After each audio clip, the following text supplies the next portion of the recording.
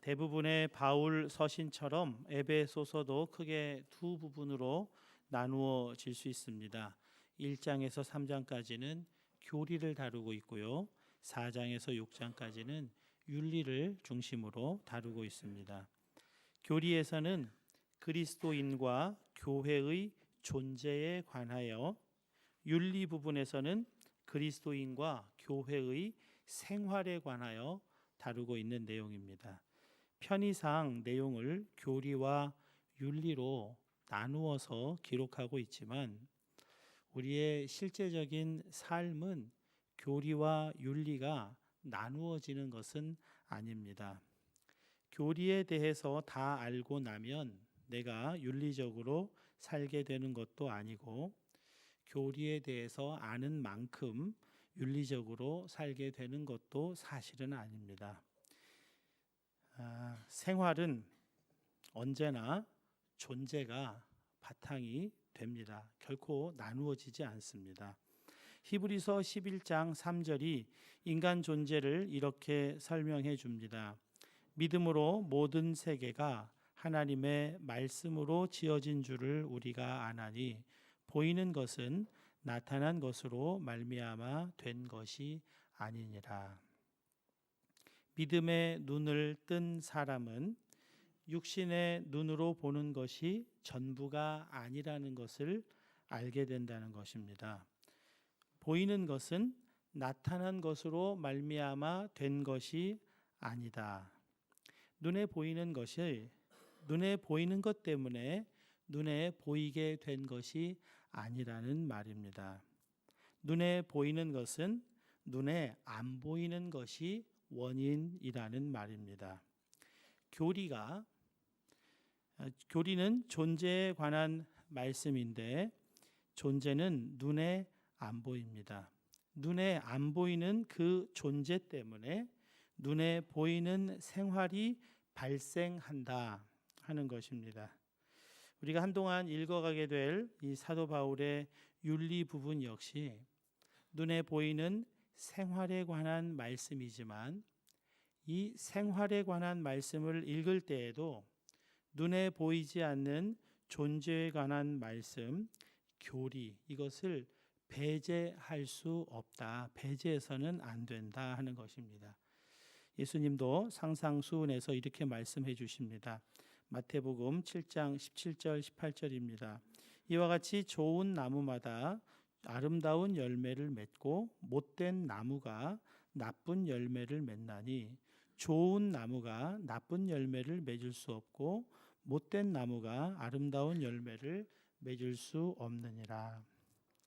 좋은 열매를 바란다면 좋은 나무가 우선되어야 한다는 것입니다. 좋은 생활을 기대한다면 좋은 존재가 우선되어야 한다 하는 것입니다. 오늘 본문이 그런즉으로 시작되는 이유가 바로 여기에 있습니다. 본문 25절입니다. 그런즉 거짓을 버리고 각각 그 이웃과 더불어 참된 것을 말하라. 이는 우리가 서로 지체가 됨이라. 이웃과 더불어, 거짓을 버리고 이웃과 더불어 참된 것을 말하는 데에 전제되는 것이 있다는 것입니다. 그런즉, 이것이 그것을 가리키는 말입니다. 그런즉이란 말은 그러한즉의 줄임말이고 그러한즉의 비슷한 말이 그러므로입니다. 그러므로라고 하는 말은 앞의 내용이 뒤의 내용에 이유나 원인, 근거가 될 때 붙이는 접속 부사입니다. 거짓을 버리라는 이 생활의 이유나 근거가 되는 말씀이 바로 그 앞에 나와 있다고 하는 것을 드러내 보여주는 단어가 그런즉이라는 말입니다. 앞에 나와 있는 말씀 에베소서 4장 24절입니다. 하나님을 따라 의와 진리의 거룩함으로 지으심을 받은 새 사람을 입으라.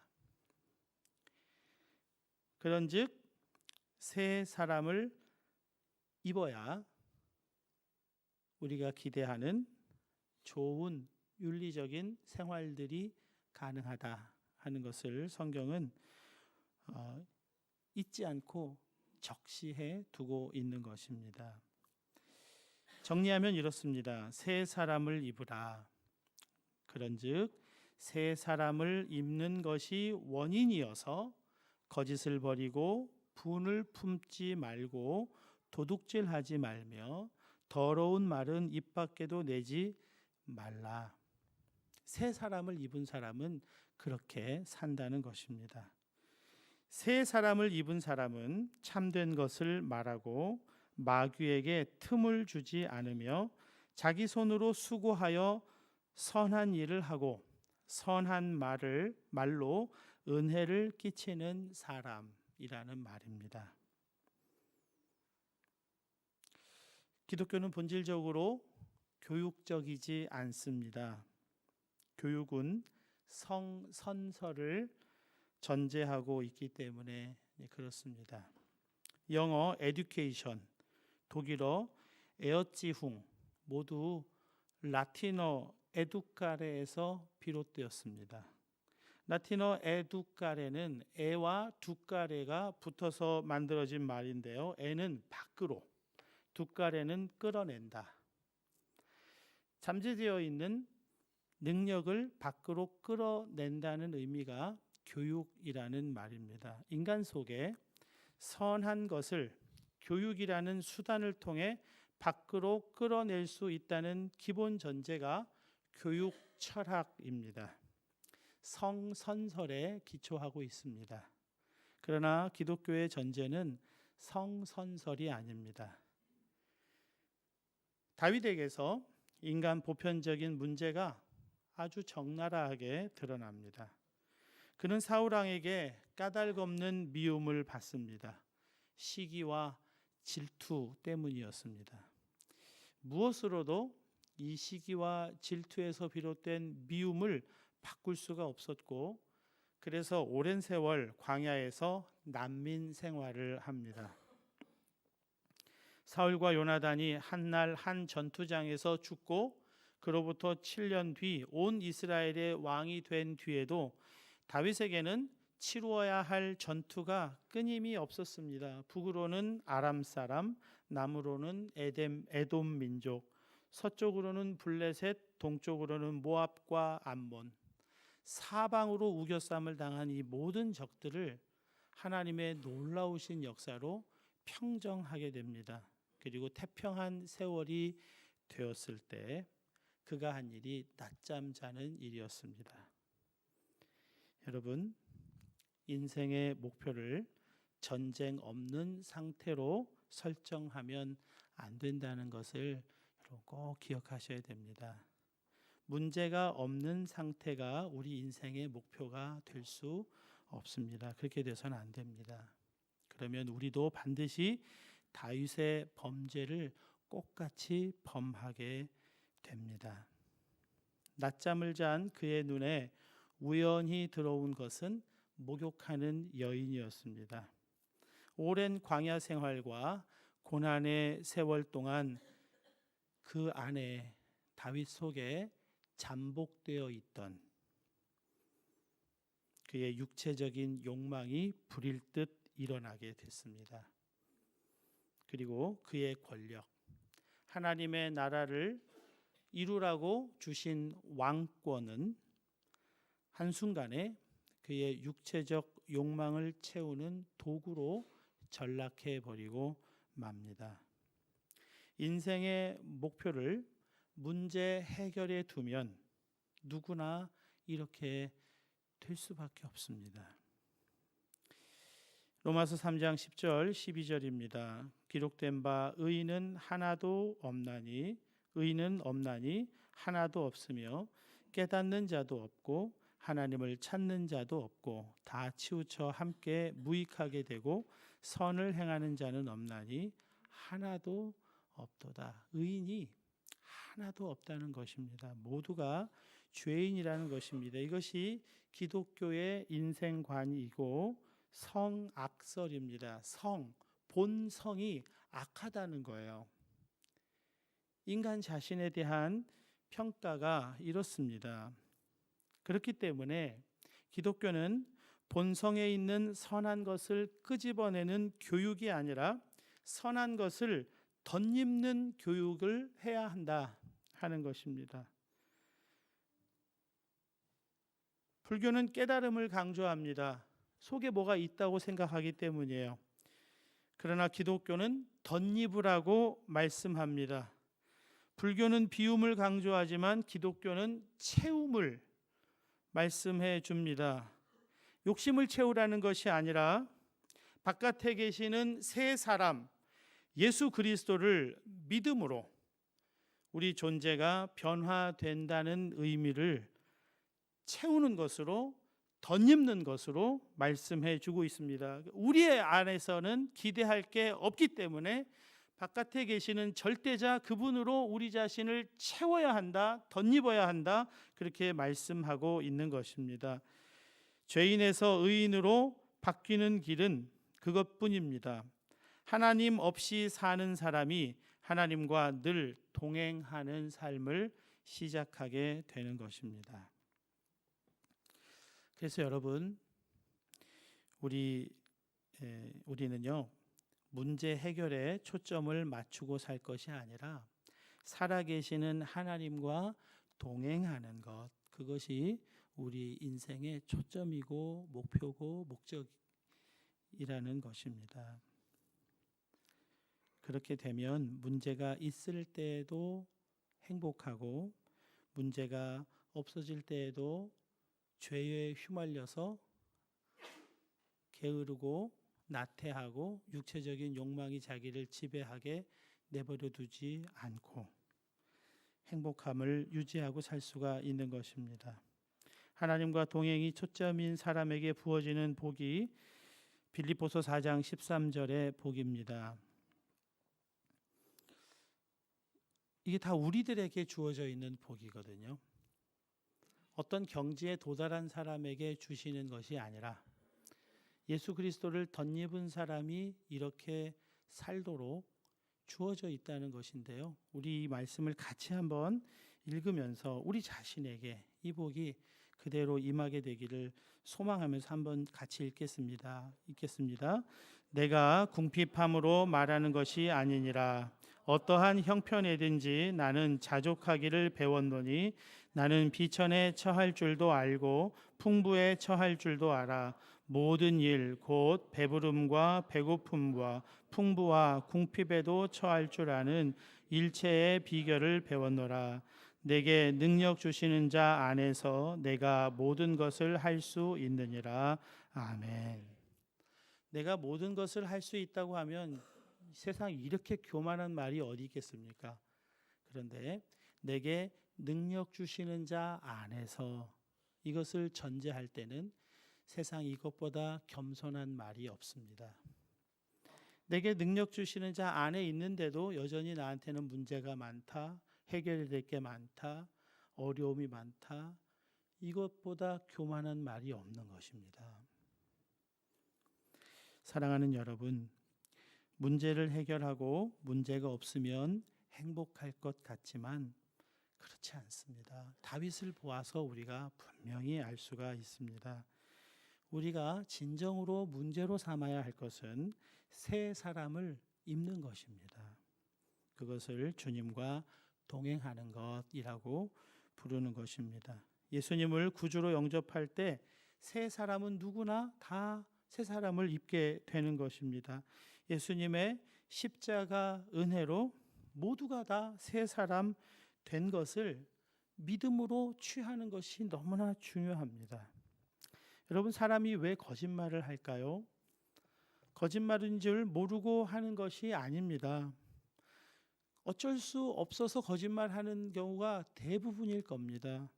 거짓말을 하는 이유는 그것이 나를 유리하게 만들 거라는 생각 때문입니다. 내가 나를 유리하게 만들어야 한다는 그 욕심 때문에 그 욕심에 눈을 멀게 되면 어쩔 수 없다고 거짓말을 하게 됩니다. 그러나 새 사람을 입으면 유리함과 불리함을 따라 사는 것이 아닙니다. 동행하시는 주님, 그 주님께 합당한가 아니한가, 그것만이 관심입니다. 나를 유리하게 하시는 분은 하나님이시지 내가 아니기 때문에, 그래서 참 말을 하고 살게 되는 것입니다. 우리는 악한 세상을 살아갑니다. 그러다 보니까 분이 치밀어 오르기도 합니다. 우리도 죄인이기 때문에 일순간 우리 속에 그냥 잠복되어 있고 숨겨져 있던 화가 확 치밀어 오르기도 합니다. 그러나 화가 치밀어 오르는 것과 그 화를 품는 것은 다른 것입니다.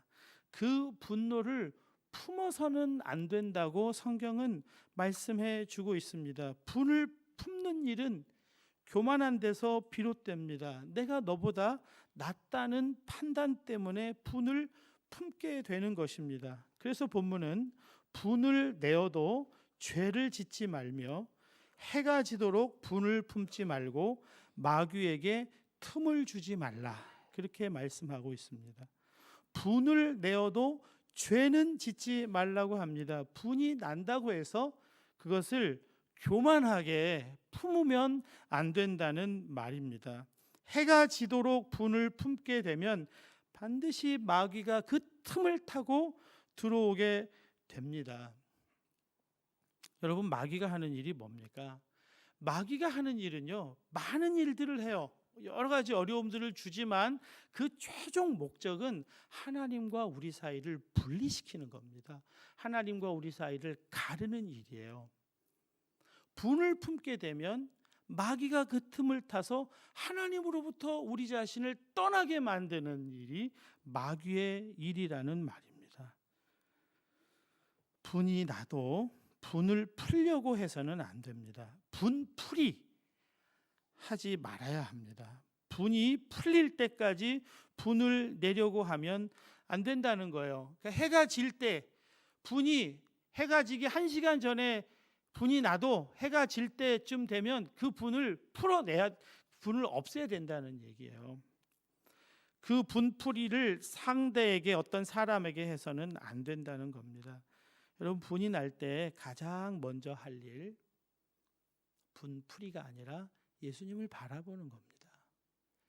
그냥 무조건 예수님을 바라보는 거예요. 분이 났을 때 이 왜 분이 왜 났나, 뭐가 문제인가, 저 사람이 왜 그렇게 했나, 이런 걸 따지고 묻고 그거 묵상하는 것이 아니라 중단하고 그냥 바로 예수님 바라보는 겁니다. 그러면 예수님이 알게 해주세요. 내가 무엇 때문에 분이 났는지, 어떤 오해가 있었는지 다 예수님이 알게 해주세요. 내가 분난 상태에서 그 분을 해석해 보려고 하고 따져 보려고 하면 그냥 거기에 묶여버리게 됩니다. 여러분, 왜 하나님이 분을 품지 말라고, 왜 거짓말을 하지 말라고 하시겠습니까? 여러분, 분을 품는다는 것은요, 화를 품는다는 건데요, 화를 품는다는 것은 그 사람이 먼저 화병이 난다는 얘기예요. 그러니까 화병 나지 말라고, 분 품지 말라고.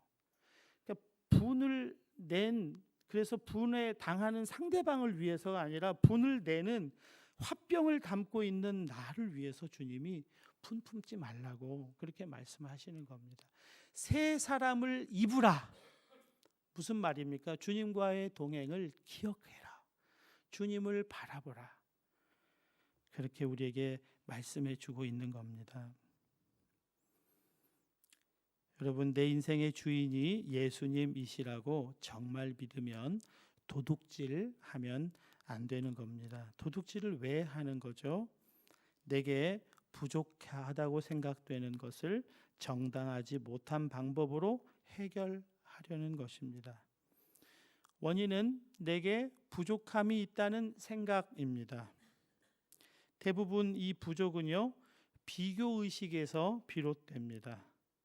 우리 자신을 다른 사람과 비교할 때, 나보다 좀 낫다고 여겨지는 사람과 비교할 때 우리는 이 비교의식 속에서 열등감과 심한 부족을 느끼게 됩니다. 여러분, 우리의 비교 대상은 다른 사람이 아니라 나 자신의 최고치, 여기 이것이 나의 비교의 대상입니다. 나 자신의 최고치가 예수님이세요. 내 안에 오신 예수님. 그분이 내가 비교해야 할 유일한 대상이세요. 여기에는 열등감이 없습니다. 여기에는 우월감도 없어요. 여기에는 회개만이 있고 회복만이 있는 것입니다. 내게 필요한 것은 내 인생의 주인께서 다 주셨다고 정말로 믿는 거죠. 내 눈에는 부족해 보여도 예수님을 믿기에 지금 나의 상태와 나의 환경과 나의 상황이 하나님이 주실 수 있는 최선이라고 믿는 겁니다. 그럼 비교할 필요가 없어요. 왜요? 내 인생의 주인께서 정말 나를 가장 잘 아시기에 나에게 최선의 것을 주시지 않겠습니까? 그분보다 더 지혜로운 분이 있습니까? 그분의 풍성한 지혜로 나에게 필요한 것을 넘치도록 공급해 주신 상태가 바로 나의 지금 이 상태인 거예요. 주님을 바라볼 땐 이것을 알아요. 그리고 다른 사람을 바라볼 땐 이걸 알 수가 없는 것입니다. 내 삶의 목표를 내 부족을 채우는 것이 아니라 가난한 자에게 구제할 수 있도록 자기 손으로 수고하여 선한 일을 하는 것이라고 성경은 말씀합니다. 지난번에 하영록 목사님이 오셔서 그분의 사업 목적은 내 이웃을 내 몸과 같이 사랑하는 것이다. 그렇게 고백하셨는데요. 내 이웃을 사랑하는 것은 나를 희생하는 것, 내가 손해보는 것, 그것이라고 말씀해 주셨습니다. 내가 희생하는 것이 이웃사랑이랍니다. 그러니까 스펙보다 중요한 것은 스토리입니다. 이 스토리는요, 그냥 꾸며서 만든 이력서에 자기소개서에 만든 그런 이야기가 아니라 내 삶의 태도를 말하는 거예요. 내가 손해볼 상황이 됐을 때 기꺼이 손해보고 내가 희생해야 할 상황이 왔을 때 기꺼이 희생할 수 있는 것, 그 힘이 바로 스토리라는 겁니다. 그 스토리가 인생을 풍요롭게 만들어주는 것입니다. 같이 사업하는 사람들이 금방 압니다. 같이 직장 생활하는 사람들이 금방 알아요. 이 사람이 어떤 태도로 살아가는가. 여러분 정말 하나님을 믿으시면 하나님의 심판도 믿으셔야 합니다. 그러면 내가 누군가를 심판하지 않아도 돼요. 하나님이 살아계심을 정말 믿으면 그분이 심판하시는 하나님이시라면 심판은 그분에게 맡기고 나는 하나님이 하라고 하신 거, 서로 사랑하라고 하신 그 사랑에만 힘쓰면 되는 것입니다. 내가 심판하려고 하니까 악한 말을 하게 되고 입에 담지 말아야 할 말도 담습니다. 여러분, 더러운 말은 내 마음에 떠오르기도 하고 생각이 나기도 합니다. 그렇게 생각나는 일들은 어쩔 수 없는 일인 것 같습니다. 마귀가 항상 우리의 마음에 허락도 받지 않고 들어와서 악한 말, 더러운 말, 그런 생각들을 씨를 뿌려 놓잖아요. 그러나 그것을 입 밖으로 내는 것은 다른 문제입니다. 그냥 생각이 나는 것은 그럴 수 있어요. 그러나 생각난 것을 입 밖으로 낼 때는 달라져요. 우리 입에 고여있는 침이 우리 입 속에 있을 때는 깨끗하지만 더럽다고 생각되지 않지만 입 밖으로 나오면 그 침은 더럽게 느껴지거든요. 우리 마음속에 여러 가지 생각들이 나요. 마귀가 끊임없이 우리에게 그런 생각들을 줘요. 공격하느라고, 넘어뜨리려고, 공동체를 해치려고. 내지 않는 것이 너무나 중요해요. 그냥 생각으로 갖고 있다가 어느새 그 생각이 사라져 버리거든요. 그걸 내지 않는 훈련이 우리에겐 너무나 중요해요. 이것이 바로 새 사람을 입는다라는 말 안에 담겨져 있는 것입니다. 구역 모임의 중요한 목적이 선한 말을 하는 훈련입니다. 선한 말을 하여 듣는 자들이 은혜를 받게, 은혜를 끼치는 것, 그것이 구역 모임의 아주 중요한 목적입니다. 여러분 정말 믿으면 믿음대로 살게 됩니다. 새 사람을 입은 자라고 하면 정말 그것을 믿고 새 사람을 입고 살려고 해야 하는 것이죠. 아브라함은 믿음으로 100세에 낳은 아들을 하나님께 바칩니다. 하나님 바치라고 했습니다. 그것은 하나님의 약속을 믿었기 때문에 정말 할 수 없다고 생각되는 그 일을 해요. 히브리서 11장 19절입니다. 그가 하나님이 능히 이삭을 죽은 자 가운데서 다시 살리실 줄로 생각한지라. 아브라함이 이삭을 바친 그 산을 모리아 산이라고 하는데요. 여기가 예수님 십자가에 못 박히신 골고다 언덕입니다.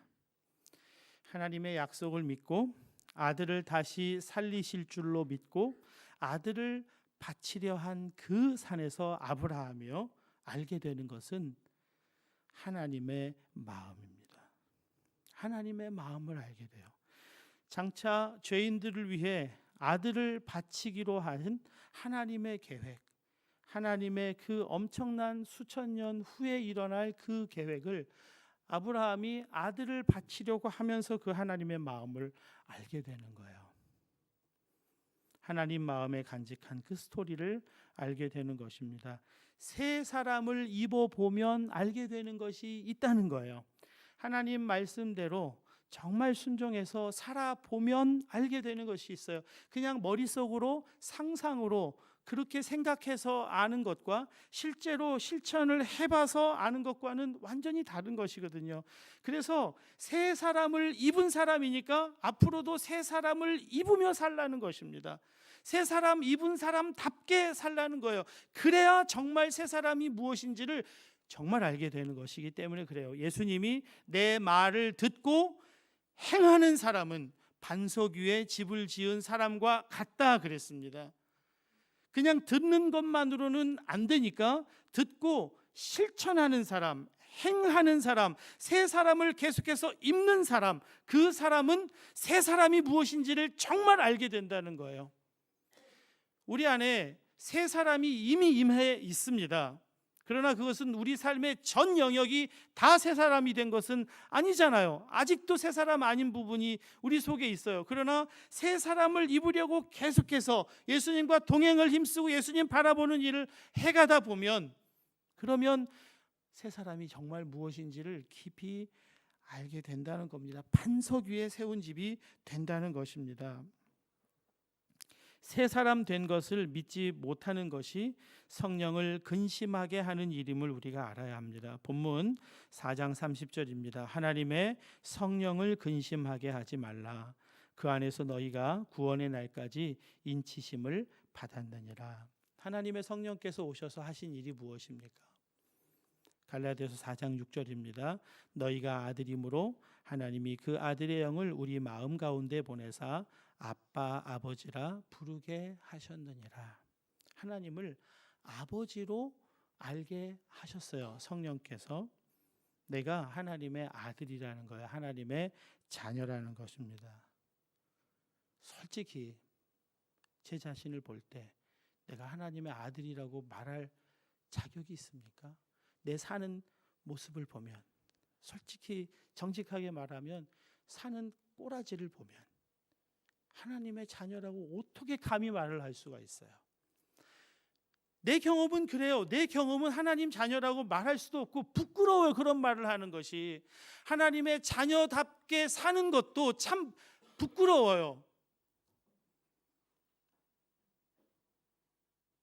밀라노 사회가 작아요. 우리 교회 공동체도 작은 공동체예요. 이곳에서 한동안 오랫동안 살았어요. 그래서 나의 옛날을 다 알아요. 새롭게 변화됐어도 변화됐다고 말하기가 참 어려워요. 왜냐하면 내 옛날을 다 아니까. 내 옛날을 다 아는 사람 앞에서 은혜로운 말을 한다는 게 참 부끄럽고 쑥스러워요. 내가 나 자신을 알고 그 사람도 나를 아는데 내가 어떻게 하나님 자녀라고 자녀답은 말을 어떻게 할 수가 있냐는 겁니다. 그러니까 못해요. 그리고 옛날처럼 또 살아요. 이건 정말 마귀가 하는 일입니다, 여러분. 우리가 새 사람 된 것을 믿어야 돼요. 이것이 성령께서 하신 일입니다. 성령은 우리가 새 사람 되었다는 거예요. 그러니까 새 사람답게 살라는 거예요. 하나님 자녀답게 살라는 거예요. 하나님의 아들이라는 겁니다. 나 자신은, 또 나를 아는 사람은 뭐가 하나님의 아들이냐고 그렇게 비난하고 비아냥거릴지 몰라도 성령님은, 하나님은 나를 하나님의 자녀로 인치셨다는 말이에요. 그걸 믿으라는 거예요. 나를 믿지 말고 다른 사람 믿지 말고 하나님 믿으라는 거예요. 은혜 받은 사람처럼 하나님의 자녀답게 하나님의 말씀으로 은혜를 끼치는 삶을 살란 말이에요. 그것이 새 사람을 입는다는 말과 같은 말이라는 거예요. 쑥스럽죠. 난 변화된 것 같은데, 사실은 내 변화된 것 같고 이 변화된 삶을 살고 싶은데, 특별히 아내 앞에서, 남편 앞에서, 나를 잘 아는 누군가 앞에서, 친한 사람 앞에서 변화된 삶을 살기가 참 쑥스럽고 부끄럽기도 하고 욕먹을 것 같고 그렇게 되지만 속으시면 안 된단 말이에요. 다 변화된 사람인 것을 정말 믿고 새 사람을 입기를 힘쓰라는 말입니다. 거짓말하지 않고, 입 밖에 더러운 말을 내지 않고, 도둑질하지 않고, 분 내지 않고, 분이 나도 해가 질 때까지, 다음 날까지 품고 이러지 말고. 옛날에는 한 달간 싸우면, 부부 싸우면 한 달간 얘기도 안 하고 살았으니까 또 싸우면 한 달간 유지해야지, 이러지 마시고 그냥 다음 날 풀라는 얘기예요. 이 사람 왜 이래? 그 변화를 아내가, 남편이 가장 먼저 느껴요. 가장 먼저 알게 되는 것입니다.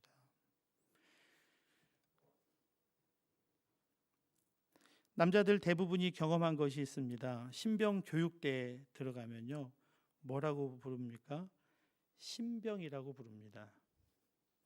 새로운 병사, 군인이래요. 어제까지는 바깥에서 학생이었고 뭐 직장인이었는데 오늘 입대하고 그냥 군복 입히고 군인이래요. 말이 됩니까?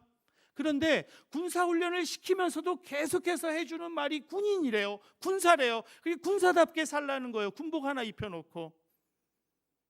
그래서 군인이 되어가는 겁니다. 예수 그리스도 피 흘려 죽으시고 우리에게 새 사람으로 오셨어요. 영적인 일이기 때문에 우리가 감각적으로는 경험이 잘 안 됐어도 성경 말씀이 그렇게 말씀하고 있잖아요. 그걸 믿는 거예요. 그리고 군사답게 살기를 힘쓰는 겁니다. 새 사람을 계속 입기를 힘쓰는 거예요. 그러면 어느새 내 삶 전체가 새 사람의 삶으로 나아가게 된다는 거예요. 그게 성경의 방식이에요. 우리를 교육시키시는 방식이에요. 계속 덧입으라는 겁니다.